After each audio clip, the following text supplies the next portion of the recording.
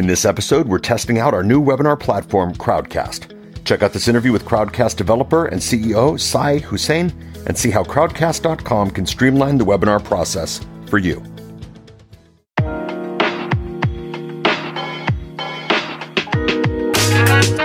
Hi, everyone. This is our first webinar on our new platform, Crowdcast.io. We're moving over from Zoom. And today we have a very special guest. It's Sai, the CEO and co-founder of Crowdcast. How ironic is it that our first guest is the CEO of the new tool? So welcome, Sai. Hey, happy to be here. Thanks for joining. So Sai, just really quick, his background is in design and development. He built the first version of this tool, and so far I'm really liking this tool. So I'm excited to hear from you more about it because I'm still learning it, but it's so far it's been really intuitive. So anyways, thank you for joining us. Totally. Yeah. So I guess let's start. How did you come up with this idea? Were you just not happy with the current webinar platforms that were out there? Yeah. Well, before I get into that, I'm curious, where in the world people are tuning in from. So if you guys are watching, wherever you are watching, just drop into the chat your location. I'm in San Francisco. I'm just curious where you guys are at. San Antonio, South Carolina, Manhattan. There's a Manhattan, Kansas. I did not know that. Is that right? Very cool. Morocco. Oh, wow. Little Apple. Nice. We have a diverse group here. So far, no repeating folks. Nice. Well, welcome. Yeah, I mean, so this is Crowdcast. The way we sort of got started, believe it or not, I wish I could make this stuff up, but it started in Costa Rica. So I went down to Costa Rica one year, and I was I went to this little retreat in February, and I was just surrounded by amazing people, masters in meditation, masters in yoga, people who are living on this permaculture farm. And I was just wow, these folks are really living in a new way that I think, we all could be eventually living in, basically in balance with the planet and with our resources. And I was man, I really want to help them get their word out because they don't really know how to use technology to reach wider folks. And in the process, I was looking at what I could do and started looking at webinar platforms because a lot of them wanted to use webinar tools to host online courses and workshops to share some of this knowledge that they had. And in the process, that's when I kind of bumped up against the webinar world. And I don't know if you guys are deeply familiar with it, but there's a lot of bad tools out there between GoToWebinar, WebEx, On24. There's a lot of really Zoom. There's a lot of just complex sort of platforms out there. And the reason is they're really designed for marketing and specifically for enterprise companies. And a lot of them are designed for meetings first, and then they kind of modified it to add this webinar thing as a side gig. So in the process, I started thinking about if we were to redesign this webinar experience, what would it look like for the modern age? How would it behave? What tools do we have now that we didn't have before? And in the process, we started building Crowdcast. And what happened was we got really lucky with timing of technology. So at the time, what we're doing right now is we're using this new tech called WebRTC. And at the time, WebRTC was just starting to get implemented, and it allows us to use the browser to send video and audio data between each other. And so we started using an early version of that and created an experience firstly in the browser. So all the other tools at the time were just all in for the most part, you had to download an application just to get into the event, right? So we wanted to bring it into the browser, so just one link. So that link up there, leverage members lesson, that is the only link for this Crowdcast. There's no special, here's the invite code for just you. So putting it in the browser, very complicated. Right? Then we wanted to redesign the experience of making it very simple. So typically you have this giant page with like 20 different forms you got to fill out: your name, your phone number, your email, your company size, and it just keeps on going, right? And you're just like, wow, I don't want to. You just stop right there. So we wanted to make that much better. So you have that giant landing page, and then you get this email saying, hey, we're going to start the webinar in a week. And so you're waiting around for this email. Maybe the email gets lost. Maybe it's in your spam folder. If you do find it, you click on it, and then you realize to download software. So then you go download and install that software. And then finally, when you're in the event, you're already 10 minutes late, and it's just someone sharing a screen share. And oftentimes, you don't even know if it's live. You don't even, it's actually, there's a whole epidemic of fake live webinars as well. Not to mention, like, installing software, comes with the risk of having viruses on that software, taking up disk space on your computer. And also, if your laptop gets like stolen or damaged, it's like another thing just to install. Doing things browser-based makes you much more flexible in case something happens. You can just go to any computer, and no matter where you are in the world. I have almost no application, so it takes me, literally, I could go and use your computer. Yeah, exactly. And I could be up and running in a few minutes with everything that I need. Yep. So, and it's more secure, right? And so, we wanted to bring it into the browsers. That was very hard, right? So then you're in the live event, and as soon as it ends, they'll say, hey, maybe we'll send you a recording afterwards, right? So some of the folks record it, some of them don't.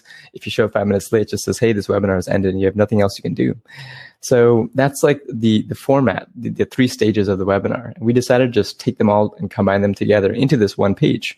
So this one page actually just handles all that for you. So if you've never been in this, if you haven't registered for a Leverage Members lesson, right, it's going to show you a registration page. It's going to ask you, it's going to show you an image, description, maybe a video, whatever you want to add there. And when you register, it's just an email. You just drop it and hit enter. You're in the event. So now there's a pre-event stage where you can say hello, ask questions ahead of time, upvote questions, answer polls ahead of time. This is a whole new concept that no one really has.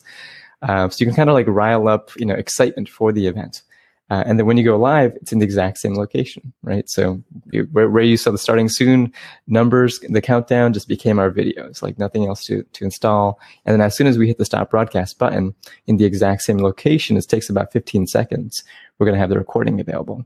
And what's cool is because we have it all in one experience, all the questions that we answer today is going to get timestamped automatically. And Nick, I'll show you how to do that if you haven't done that before. Oh yeah, I'm excited for this webinar because I'm using it as kind of a tutorial as well as a. Which is great. I get to. What have you found in terms of performance? The impact of using a browser-based webinar platform versus something like Zoom, which you have to install, Is there any impact in terms of quality of the video? Oh yeah, I mean that's one of the sort of downsides of browser, right? So we're constantly pushing what's possible in the browser. So as of I don't know, maybe a year ago, we've been able to do HD live here. So if your computer and your internet bandwidth allows for, you are going to get HD quality video. But what's still not there is, for example, HD recording, right? And that's something we're hoping to get out very soon. And so things like that, like we're trying to push the browser to its maximum.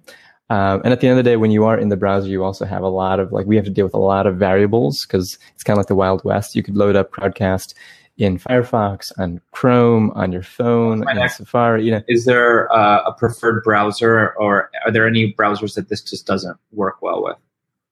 Yeah, I mean, we recommend Chrome as the best one, but Chrome and Firefox both work well.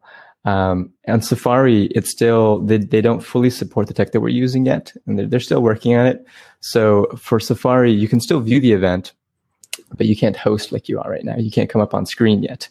And so for our mobile iOS users, we actually have a native app that you can download, so you can come up on screen and so on. So there's still some limitations in the Apple world. Are there any Chrome extensions that you guys have, or is that something in the roadmap? Oh, sorry, you cut out there. What was that? Do you guys have a Chrome extension, or is that something on your roadmap? Yeah. So we have a Chrome extension for if you're screen sharing. So if you try to click on the screen share button right now, it's going to ask you to install one real quick. Oh, gotcha. Mm-hmm. Focus screen. Oh, actually, I've already installed it. Oh, great. but yeah, it only takes like a second to install. And that's mainly how people do like presentations and just through screen share. Gotcha. Just want to see, does anyone have any questions for Sai so far? If you guys have any questions, by the way, I guess we should have mentioned this earlier. There's an ask a question button right underneath our faces. And you can submit your question there, and you can actually upvote anyone else's question. And Nick, as we answer them, as they come in, you'll see a button that says start answering. So as you present them, just click on that button. And what that does is anyone showing up late or watching the replay, they don't have to watch the hour-long event. They can just scroll through, click on the question that's interesting to them, and it's going to jump to, let's say, 20 minutes in when we were answering it. Gotcha. And then there's also polls here, which is another thing that you don't really see on some of these other platforms. So how does polls work? If we wanted to right now take a vote, like you should create one regarding what topic we want to cover for the next 20 minutes. Is that like one of the use cases there where people can start voting? Exactly, yeah. And it's all real time. So as soon as you can create it right now, it'll just pop up on the bottom of their screen. And then as the votes come in, you'll see the bars just kind of animating in real time. So if you have a question, maybe are you already doing webinars, or do you plan to do webinars for your business? That could be an interesting one. I'm going to create. So can anyone create the poll, or only the host? Only the host can. Gotcha. So do you currently host webinars? All right. So yes and no. All right. So I just did it, and I just created the poll. So let's see if we get some votes. Oh, we got two yeses and 0 no's so far. Ooh, 5, 6. Oh. All right. I guess you're going to get a lot of value out of this. So, and then there's analytics. So what kind of analytics are you showing here? Yeah, you can open that up. That's also only visible to you. Now, the analytics are, a lot of stuff. So at the very least, we tell you how many folks have registered, how many folks have showed up live. When you open it up mid-event, there's certain information that we don't have yet till the event ends, right? So we'll show that once the event ends. But we give you a beautiful map of where everyone is tuning in from. So you'll see based on their IPs, like a visual map displaying where in the world everyone is. If you scroll even further down, you'll get referral information. So if you are marketing your event, you want to know where people are joining from, right? So are they joining from Twitter, Facebook, email, where are they coming in from? And per channel, what's the conversion rate? Right? If they're visiting from the leverage website versus a Facebook page, they're probably going to have a higher conversion rate. So you want to see that. And then beyond that, you can actually add UTM campaigns. And UTM, if you guys don't know what that is, you can add like parameters at the end of a URL if you want to get really specific about tracking where people are joining from. So you can create multiple campaigns from different locations on the web, so you can test, is my Twitter post doing better than my Facebook post? Is my Facebook post doing better than my Facebook Messenger thing that I sent, and so on. So you can get really granular if you want to, how to optimize which channels to focus on. And then we also give you analytics around the engagement of the event. So once the event ends, you'll see a timeline of, from the beginning of the event to the end, like what was the most commented moments in the video. Okay, and then as soon as that only shows at the end, you also that shows up in the end, because once it ends, we'll calculate that. But you'll also see who are the most popular commenters in the chat, of the questions asked, who has the most votes, and so on. So you can use that for a lot of reasons. You can use it to target people afterwards, maybe to follow up with them. You can use it to reward folks, or just get a sense of who are your most most engaged people in the community. Gotcha. So do you guys have any integrations, like with Zapier? So when the recording's over, I can automatically send it to a Trello card or something like that. Exactly. Yeah. So we have a pretty deep Zapier integration. Basically everything that's happening in the event, everything like asking a question, clicking on the little click here button, we call that the CTA. Joining the event, watching the replay, event ending, and people showing up or didn't show up, all those are events that you can hook into. So you could be like, hey, Nick, I saw you missed the event. Here's a little replay if you want to watch it again, or here's the next event that we're doing. or you could be like, hey, Nick, thank you for joining us, for showing up live. And also thanks for clicking on the button to buy our product. But we noticed that you didn't buy the product. So here's a little nudge to do that, or here's a little discount. So you can get really granular about that. Now, those same events, we actually have a deep integration with Drip. So if you are a Drip customer, those just get fire hosed into your accounts. You can use that to create really complex automated workflows. And soon we're going to add that to other email providers as well. But with Zapier, you already have that basically on all email providers. So could I choose a specific Wistia folder that automatically this recording will get uploaded to, even if it's a locked folder in Wistia? No, right now we don't send the recording automatically out. So once the event ends, you'll get a notification saying the event is over, and you'll get a notification saying who didn't show up versus who did show up. But we don't send you like a URL to download the video immediately. I mean, that's something that we do want to add. That part, you still have to do that manually. So as soon as the event ends, you'll get an MP4. You can download that, upload that to your Wistia, and so on. Yeah, or YouTube or wherever it is. If you can add that as a feature request, that would save us, I'm always trying to save a few seconds. That would save us a good 15 seconds. So I just, your call to action button. Oh, and Arnold also wants that feature. So there you go. I was just testing this call to action button. So let's kill two birds with one stone. Leverage just launched a new affiliate program where we pay $50 a month for every person you refer, up to 12 months. So you refer someone, they stay for 6 months, you get $300. So I just posted the call to action to that. So does that work? If you guys click on this affiliate program, does it pull up that will drive people to that website? Exactly. That's cool. That's something that you don't get with Zoom or some of these other platforms.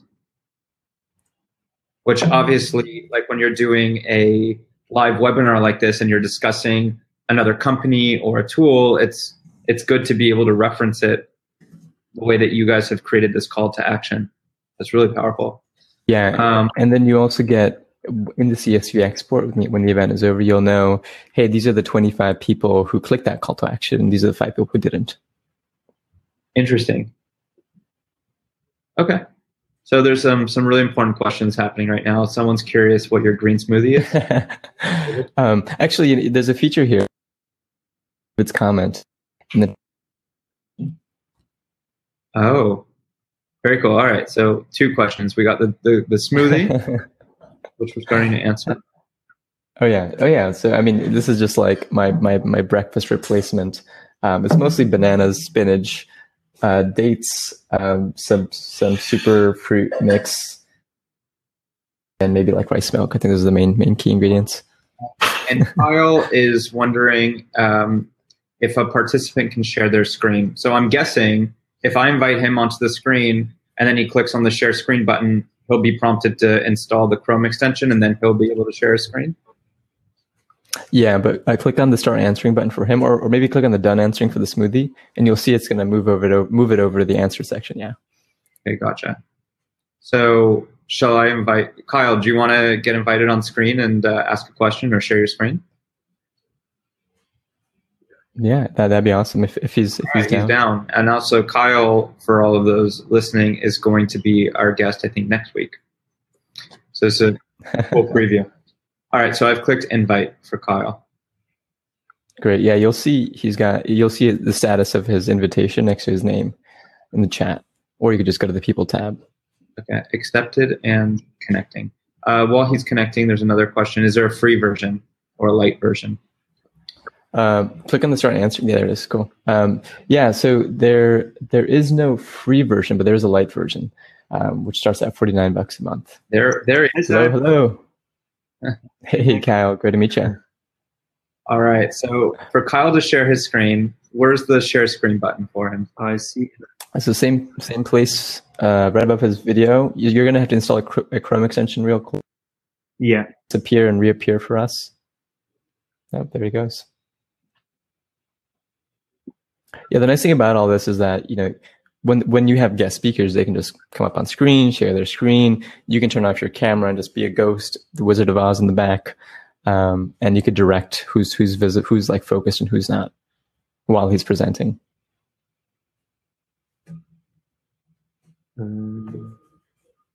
Okay. We don't see your screen though. We just see you. Yeah, there it is. All right. Oh, gotcha. So sharing screen creates a new window, so we can still see the file Exactly. and we can see his screen. Mm-hmm. And his screen is sharing his own screen, so you're going to get that Hall of Mirrors It's effect. like Inception. You could just dive in now, right? Inception, yeah. Very cool. Kyle, was there some questions you had for Sai? No, this is great. That was it, just to see how that works. So if I close that, then there we go. All right. I think for you, Kyle, I don't know if you do. Do you do webinars, or have you been thinking about doing webinars? Yeah, we are. I've done webinars a little different. We've done online trainings.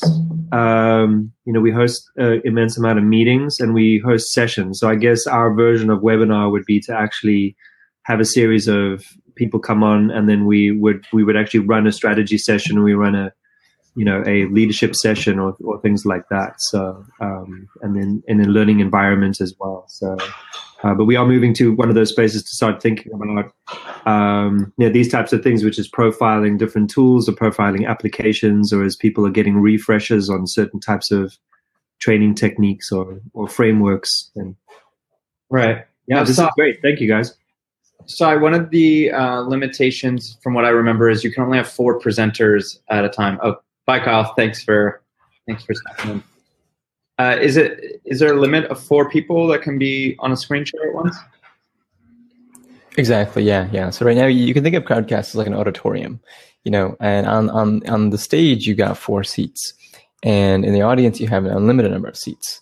And you can pull anyone from the audience on stage as long as they have a compatible browser and camera and mic, and you can swap that out. So it's really designed for this like more of an event situation as opposed to like a 10-person meeting. Because there's a lot of tools for meetings, but when you want to do an event, there's a lot of other things to consider, like marketing the event, having a registration page, having analytics, being able to have a call to action. And you handle payments too, so you can charge for webinars and do all that through your platform too. Exactly. Yeah. So you can if you edit the event, you can actually add a payment price right now. But what we do is we integrate with Stripe so that as soon as someone clicks, yes, I want to join this event, we show them a Stripe modal. They type in their credit card information, they hit enter, and the money, we don't actually take any fee from that other than the processing fee. So we just take that. If you're charging $100, you just take the $100 minus, I believe it's 2.9% and 30 cents is a Stripe fee, and then we just send that to your bank account. Gotcha. And it's all integrated one platform. Gotcha. So I'm paying your Stripe account, but I connect my bank account to you. You're actually connecting your Stripe account. And what we do is and your Stripe account will take about 5 seconds to set up. And your Stripe account is connected to your bank, and we do like a Stripe to Stripe transfer. Oh, okay, gotcha. So you do the credit card processing, and then you just transfer it to my Stripe. Exactly. Gotcha. So 2 questions from Stan right now. Can you see them? So are you on Wi-Fi? Yes, I am. In fact, specifically, I'm on like a VPN, so my video quality may dip based on that. So I don't know. Are you guys? Is it clear, or are you experiencing more of a blur? It's a slight blur on your side, but I don't know. It might be maybe on Zoom it would have been the same too. I've had that before when I connect with a VPN. And then another question from Stan: Can the host and guest connect via external HD cameras and external video and audio encoders? That's a really good question. So the way that Crowdcast is set up is it connects to whatever your browser can recognize as a camera. So if your browser can see it, then we can see it. There are ways to connect to. I mean, I'm using an external camera right now, a webcam from Logitech. But if you're talking about like a professional DSLR, for example, there are ways to connect it, but you just got to be a little bit more advanced. Like I can take a Canon camera and use a tool called Cam Twist and make that show up. So as long as the browser can recognize it, we can recognize it. That said, we're also working on ways of like connecting to like actual like hardware directly and skip the browser altogether. In fact, the event that we're doing next week is going to be more about that. So if you want to tune into that, let me just drop a link to it if you guys are curious. We're announcing some new video powers next week, and here is the link to it. It's in the chat. So is it better to put the link in the chat versus as a call to action? I mean, it depends on the use case. Call to action is like your primary call to action, right? Maybe you're selling a product or a service and you really want people to go there. Whereas the links in the chat is just like as conversations come up. Now, one thing I didn't mention is all the comments in the chat is actually timestamped as well. So when the event ends, I can actually go, and Stan, you can actually click on your comment in and out, and it's going to jump to the moment in the video, in this case about 25 minutes in, when we were talking about that. So it's all very intricately linked together, as well as the Q&A. Very cool. And your platform, correct me if I'm wrong, but it also has some similarities to Medium, right? In the sense that you can start following people that do webinars, and then you can start joining webinars hosted by people that maybe you weren't invited to, but you follow. Is that right? Exactly. Yeah. I mean, we're just kind of rethinking this whole concept of webinars. We don't even call them webinars. We just call them crowdcasts, right?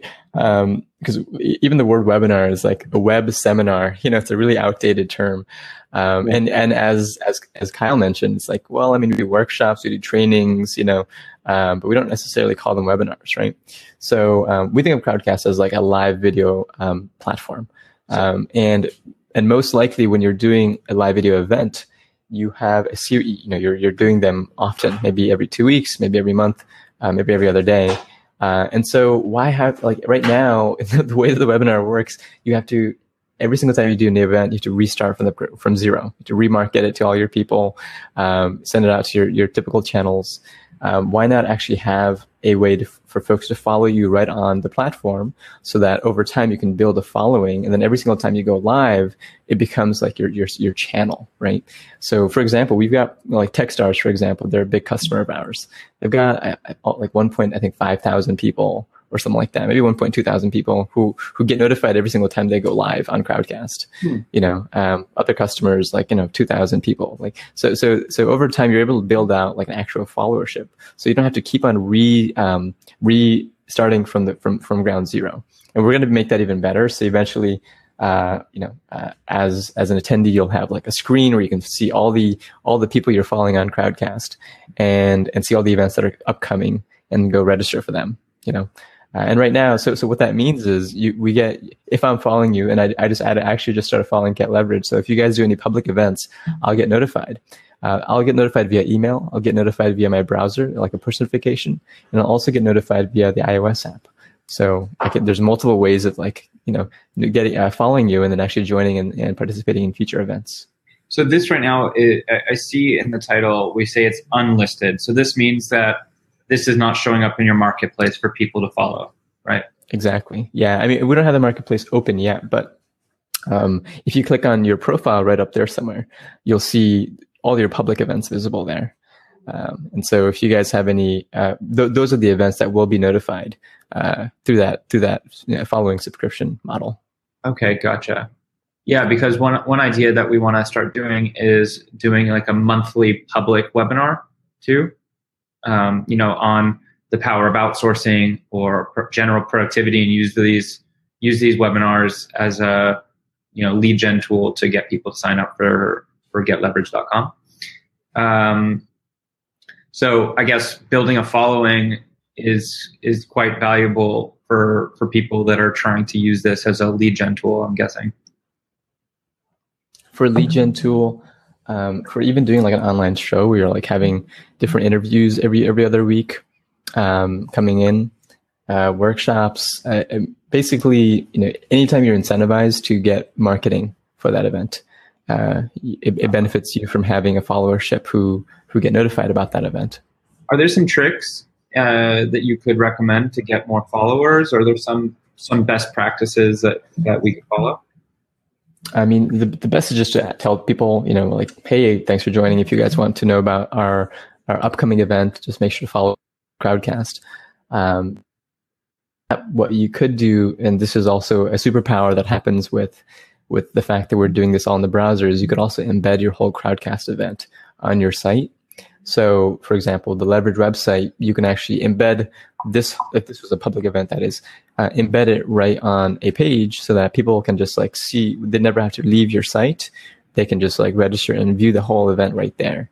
And then obviously more likely to follow you there as well. Once they register once, so this is a weekly recurring webinar. So once they register once, then next Tuesday, they're not going to need to register again. They could just click a button and the webinar is up. For this one, yeah, because you guys have set it up in a way where you have multiple sessions as part of one event. The registration is at the event level. Now, typically people, the reason we have it set up this way is so that, you know, sometimes you do a single event, sometimes you do a series. Like Crowdcast is very popular for like online summits. So maybe like over the course of 2 days, you'll have, I don't know, 10 different speakers come through. There's like keynotes and panels and workshops and all that stuff. So if you actually open up that navigation, the session, the schedule, you can just like jump back and forth between any of those sessions. So we try to model it as close as possible to like real life, with the benefits of the fact that it's virtual. So it behaves like you're in this giant conference building with different rooms you can just walk in and out from. But because it's still virtual, you as the host, you can just like pull everyone from like room A to room B, you know. So tomorrow or whenever the next event is with Kyle, you'll see a button there that you can say call audience to this session. So if anybody is on any one of the other sessions, at that moment they're just going to be like magically pulled into Kyle's session. So when you go live, everyone's right there. Interesting. Do you guys have a Slack app? So I could do like /Crowdcast, get like a webinar up and running. You know, because one thing that we use a lot with Slack, obviously like Zoom for one-on-one meetings or small group meetings is really powerful. So we use quite a lot the /Zoom to just do one-on-one talks. Are there any plans to do that with Crowdcast? Not immediately, mainly because when you're setting up a Crowdcast, it's usually more intentional. You have like a date that you're picking, you have a cover image you want to upload, you have like a full description. Talks, it's scheduled. Yeah, exactly. Yeah. Whereas for meeting software, I mean, we use Appear.in and Zoom, and just quickly just hop in and out of those, and there's no like preparation or anything like that. So that's it. Obviously, we want to make it easier and easier, and eventually we're planning to release an API. So if people did want to build their own sort of Slack integration to, you know, if this then create a Crowdcast event, they could very easily do that.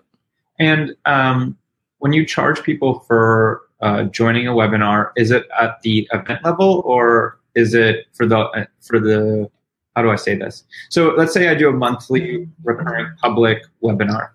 Yeah. Would people pay for each time I do it, or would they pay one time and then get access to every month the webinar? Yeah, I mean, you could do it both ways. So we charge at the event level. So if you created a separate event and each of those events had a price tag on it, then yeah. But if you did it like this, where it's one event, but each of those times are different sessions within that event, then no. Then they'd register once and they'd get access to all those sessions. So I could use Zapier. Let's say if I want to charge for a webinar, but I want to send people a copy of my book if they register. So, you know, you pay, I don't know, $10, $20. You get access to the webinar, but you also get this free gift, or included in that price, you get a copy of the book. Yeah. So I could use Zapier to automatically take their email address and stick it in the spreadsheet that we have, which sends it to our, you know, the people that send our book out. And that can all be automated. Yep. Yeah, you can do that. Basically, with Zapier, you can send people. I don't know if you guys are deeply familiar with Zapier, but they call them actions and triggers. So I believe actions is when things are happening in the event, you can take an action out to another app, and triggers are when there's a trigger in a different app, you could bring them into Crowdcast and do something with them. So you can literally just pull people in and out of the event depending on your sort of use case. Okay, we have a couple questions here. All right, so Brittany, can Crowdcast store a video library? Yeah, so it depends on what you mean by that. So as soon as your Crowdcast event ends, we automatically record and host it. So all the leverages, like maybe you guys do 20 events over the course of the next few months, all those will be, the library of videos you could say are hosted on Crowdcast for you. And anyone who is curious and wants to find the older one, they would have to still register, and in that way you'll get their email and they'll access that recording. And if it's a paid event, then they have to pay to access that recording. So it'll just all be hosted right there. But it's not like YouTube where you can just upload a random video to be hosted for you. And how much storage do you guys support? Right now it's unlimited. So that's just part of the cost of paying for Crowdcast. We just host that for you. Cool, because we could do terabytes of this stuff and really just milk you guys for data storage costs. Great. I mean, I can tell you from the business side, like data is not that expensive, and some webinar platforms charge out of the ass for data, and it's a ripoff. Yeah. Now, what is expensive is actually transfer of data. So if you have a lot of people watching your replays, yeah, that can get expensive. Gotcha. All right, a couple other questions. Stan is asking, is that a USB Yeti mic? Yes, it is. Yeah, I just got a Blue Yeti. It's on this little robot handle thing. I can move it around. I love it. Yeah, we use it for any sort of voiceovers, any sort of recordings that we do. And whenever I'm on a Crowdcast, I typically pull it out. But it can just tuck away whenever you don't need it. One pro tip, by the way, if you guys don't know this, a lot of people didn't know this, and I didn't know this, but Blue Yeti, people sometimes angle it this way, and you talk into it from the top. It's not designed to do that. You're actually supposed to talk like that right on this side, because it's designed for an interview format. Actually, you can be right here, and then they have a setting where you can have the other side of the mic also pick up audio if you're doing a 2-person interview.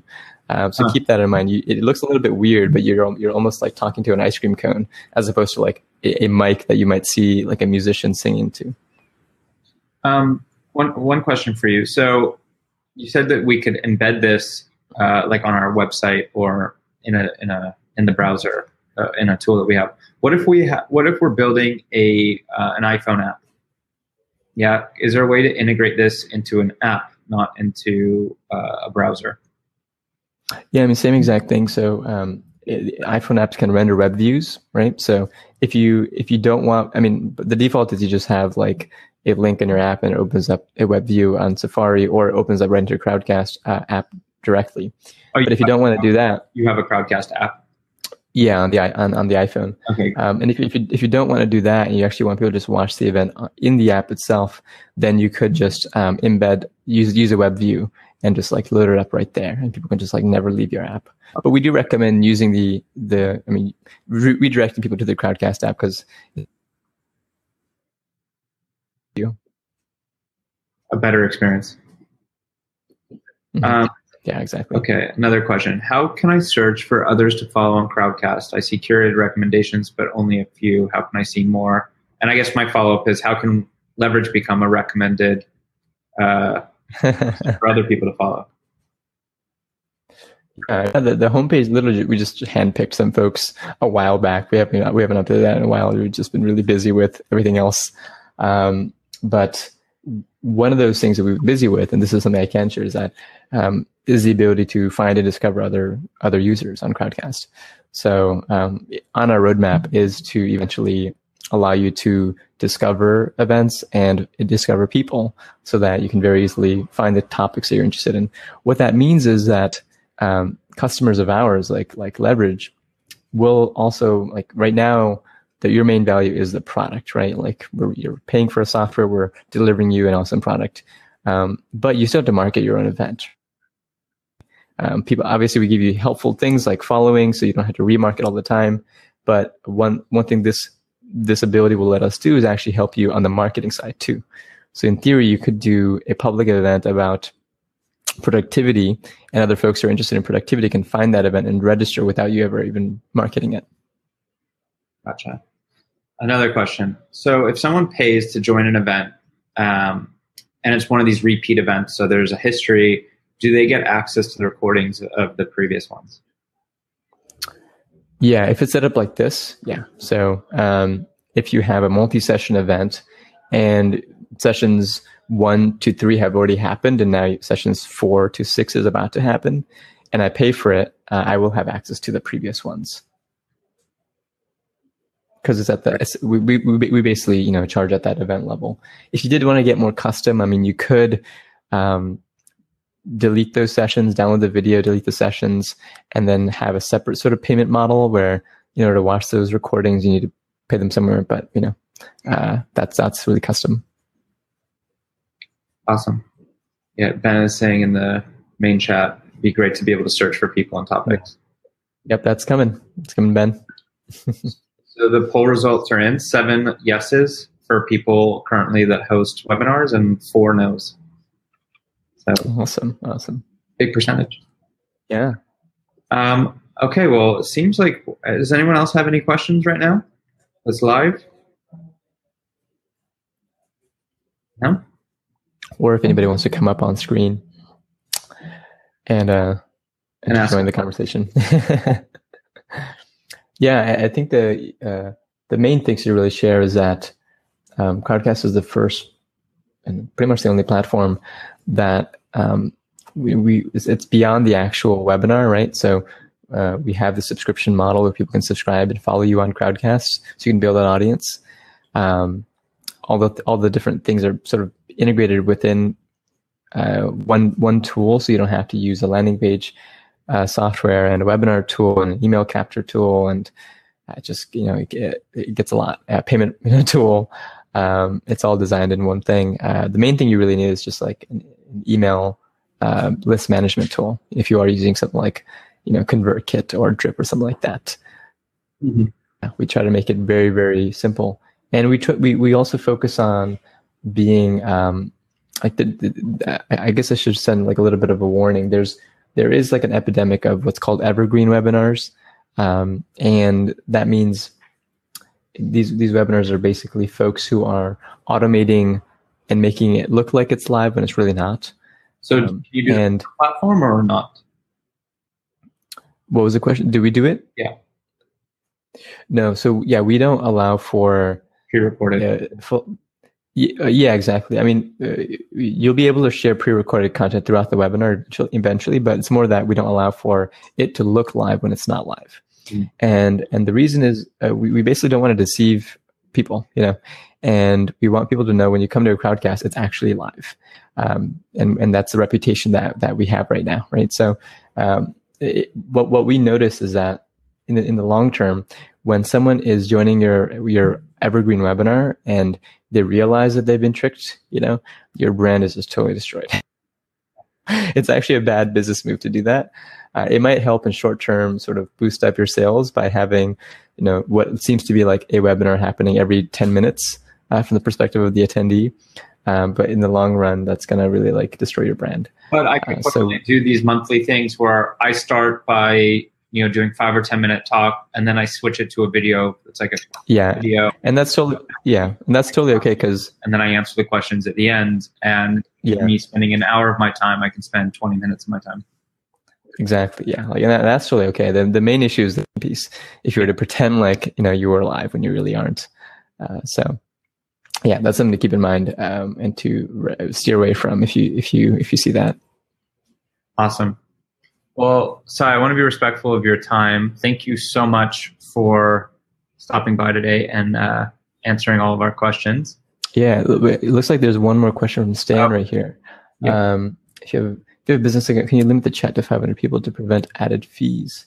Yeah. So if you are, just in the settings page, you can turn something on so that more join. We have the capacity to have a lot of people. I mean, just 2 days ago, we hosted an event with actually Bernie Sanders.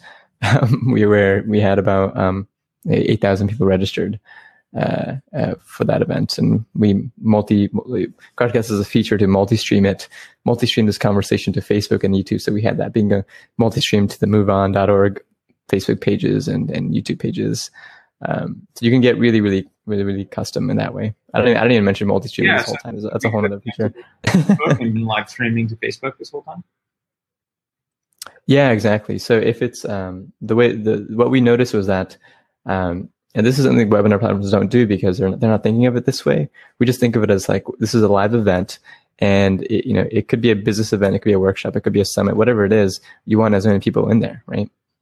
And instead of competing with the social live video platforms like YouTube Live or Facebook Live, let's work with that. So what you can do with Crowdcast is you can have a let's say a 1 hour long Crowdcast event around productivity, where you collect emails, and maybe it's even a paid event, but you could stream that simultaneously to Facebook and YouTube through Crowdcast.